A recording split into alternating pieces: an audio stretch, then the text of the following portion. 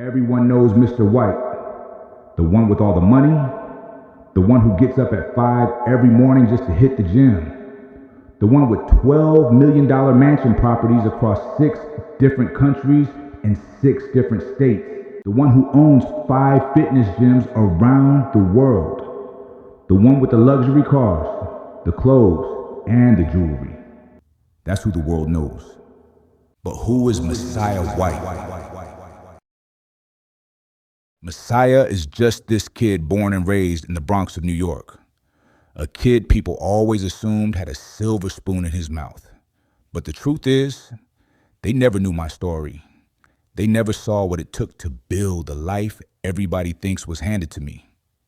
I watched my parents work day in and day out. They refused to let me experience the same hardships they had growing up, even if it meant carrying those burdens themselves.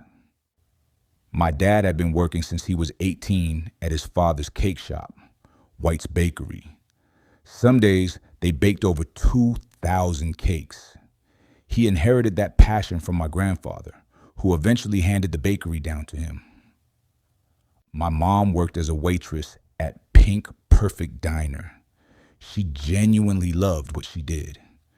It just wasn't bringing in enough money. There were times we didn't have lights. Times we didn't have running water. But somehow, they never let their struggle become my struggle. Then, one Christmas day, a little miracle showed up. Messiah Isaiah White was born. They said I was the greatest Christmas gift they could have ever asked for. After I was born, my mom became a stay-at-home mom. My dad didn't want her working anymore. He wanted to make sure I got every ounce of love and attention I deserved. So he picked up even more hours at the bakery. There were mornings he'd leave before I even woke up.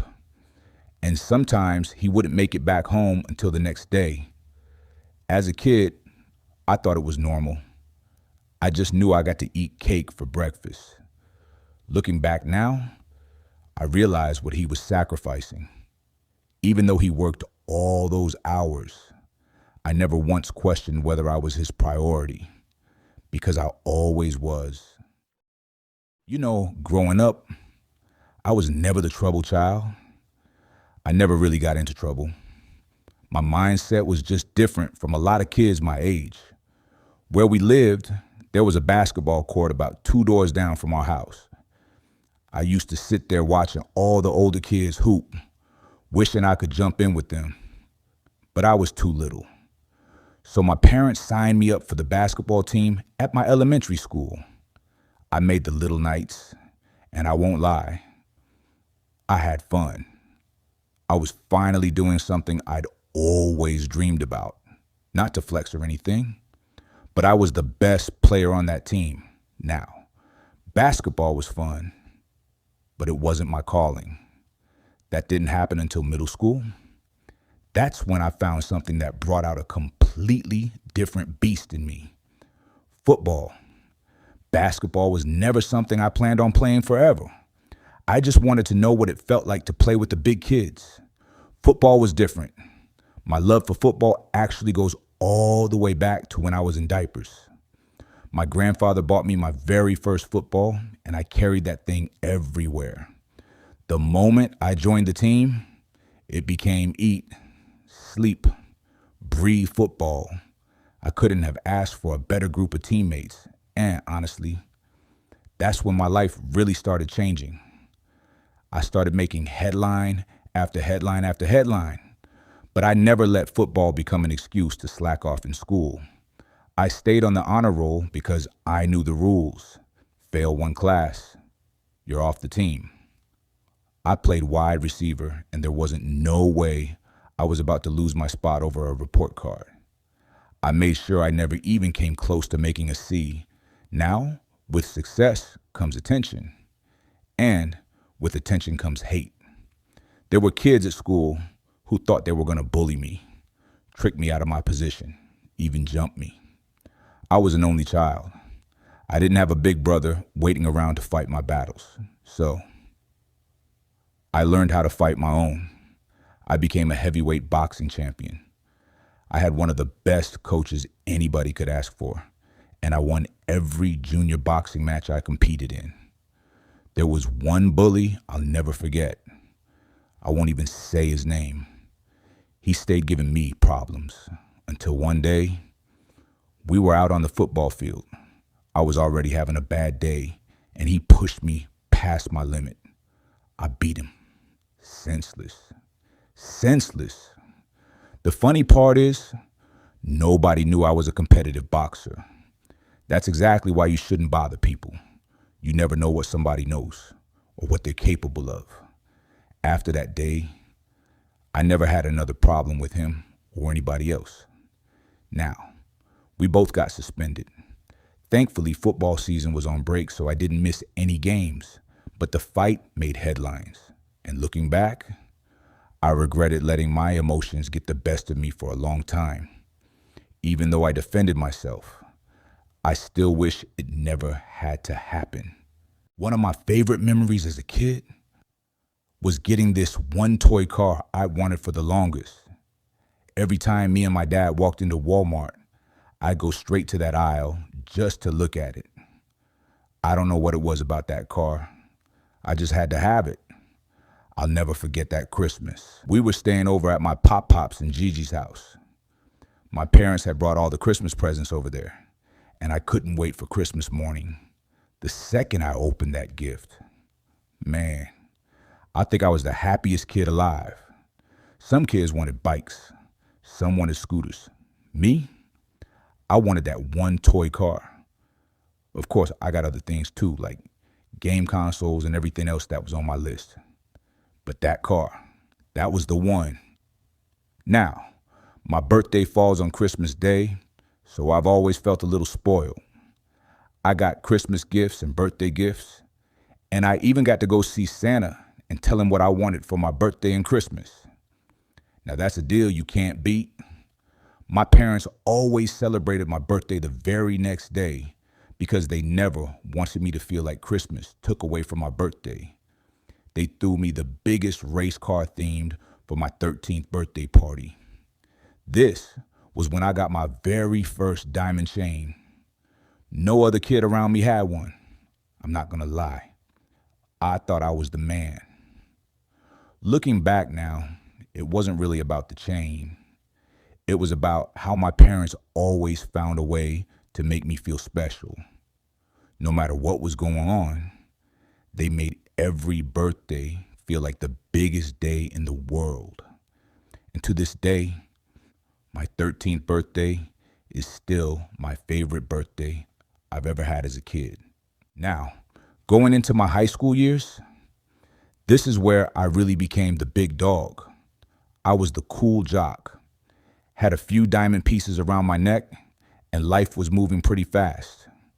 Once I got to high school, my mom had opened up her own latte shop. So whenever I wasn't busy with football, I'd go help her out. Honestly, I loved working there, not just because I got to spend time with my mom, but because there were some beautiful women coming in ordering lattes. But after a while, I wanted to build something that had my own name on it.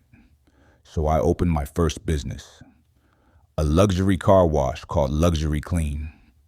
When I first opened it, I was making around $2,000 a day within the first month. And the best part, I was the boss. I didn't have to physically wash the cars because I had employees handling that, which worked out perfectly because football was still my main focus. Then one day, just a few days before my 16th birthday, my dad called me outside. I had no idea why. I walked out the front door, and there it was, my dream car, a yellow Camaro. I've been the biggest Bumblebee fan ever since I was a kid. I always told myself, one day, I'm gonna own that car. Turns out, my dad had been listening the whole time. That's the kind of man he is. He'd give me the world, but he'd also make sure I understood responsibility. Since I had my own business by then, he sat me down and told me something I'll never forget. He said, the car's paid for. I took care of that. But the insurance, the maintenance, the gas, That's on you, son. And honestly, I respected him even more for that. Because he wasn't just buying me a car, he was teaching me how to be a man. My dad has always shown up for me.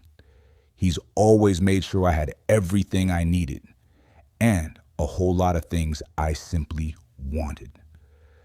That's why today, neither one of my parents has to work another day in their lives after everything they sacrificed for me. Taking care of them isn't an obligation, it's an honor. By my senior year, I was standing at 6 feet 9 inches, 235 pounds. I was undefeated. At that point, there wasn't much anybody could tell me. It felt like whatever the future had waiting on me already belonged to me.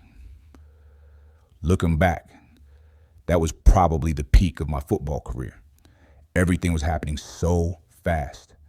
One minute, I was just a kid chasing a football. The next, I was landing magazine covers left and right. Magazine after magazine. Vogue, Legacy, Hype, Dynasty, Ambition. Then came one of the biggest opportunities of my life. A collaboration with Calvin Klein. Now, I didn't want to do what everybody else was doing. I wanted to create something different. So we designed boxer briefs with pockets. Something simple, but something people hadn't really seen before. Then we expanded the collection. Gym bags, water bottles, t-shirts, and so much more. When that collection dropped, it sold out within minutes. I remember walking through school and seeing all the guys wearing pieces from the collection. They didn't have to admit it, but I knew they were fans of White Flash. Even the ladies were buying from the collection. Now, if I had to pick my favorite brand deal, it would definitely be my Versace cologne. It had notes of vanilla, a hint of cherry fudge, mixed with warm autumn woods. Masculine, but still balanced enough that anybody could wear it. Things were happening so fast.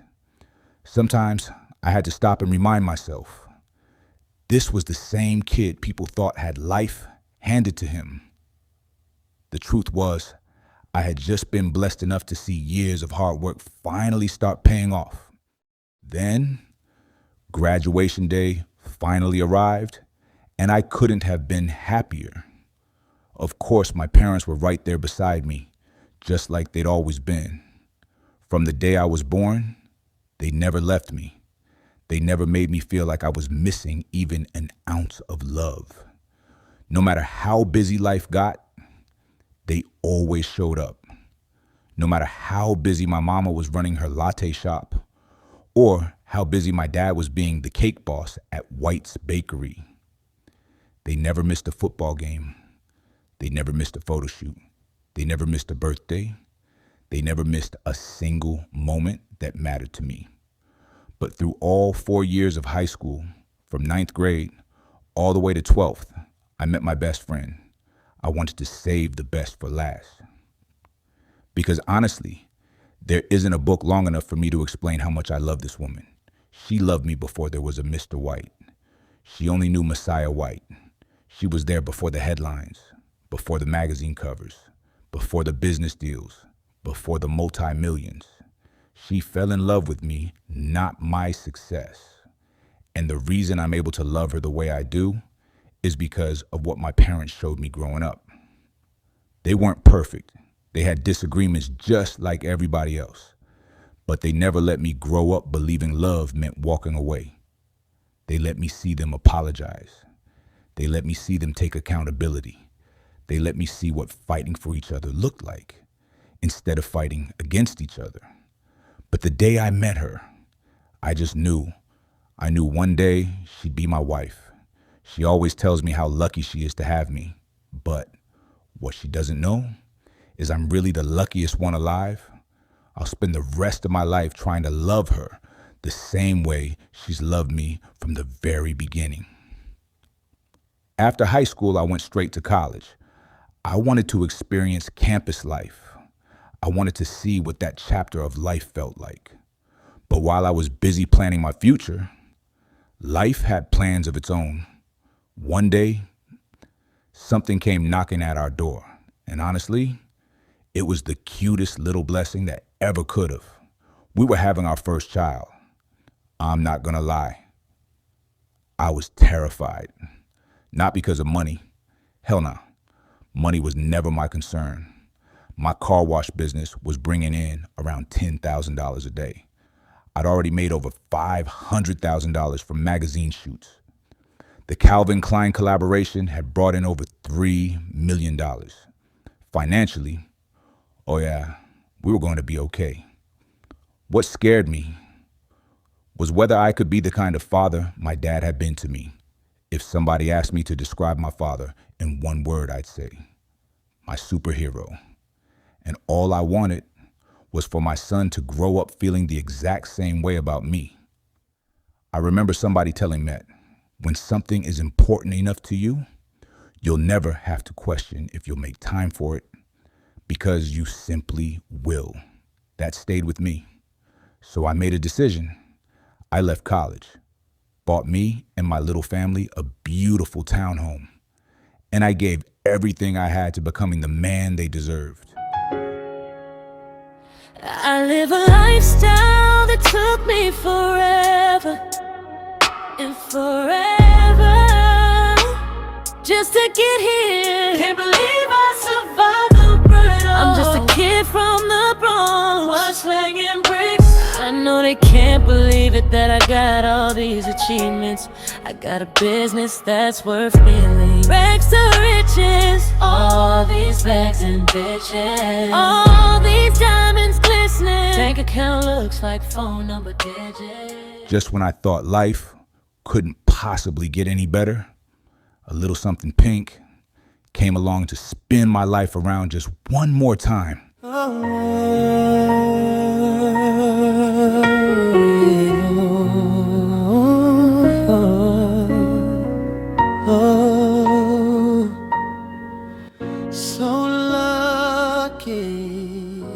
So lucky to have you, and so lucky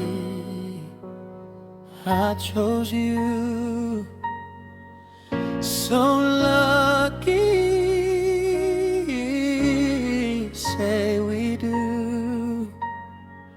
I feel so proud when I look at you. We looked at each other and we just knew. I still get the same butterflies here next to you. It's been the same since high school.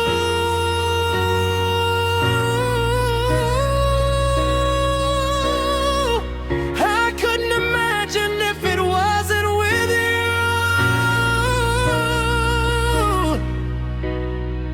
I wouldn't know what to do. You gave me a son, now I'm honored to give a daughter to you. So lucky to have you, and so lucky I chose you. So lucky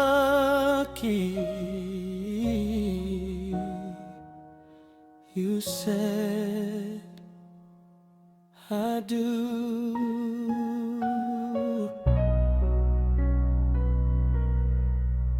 I'm so lucky when I look at you.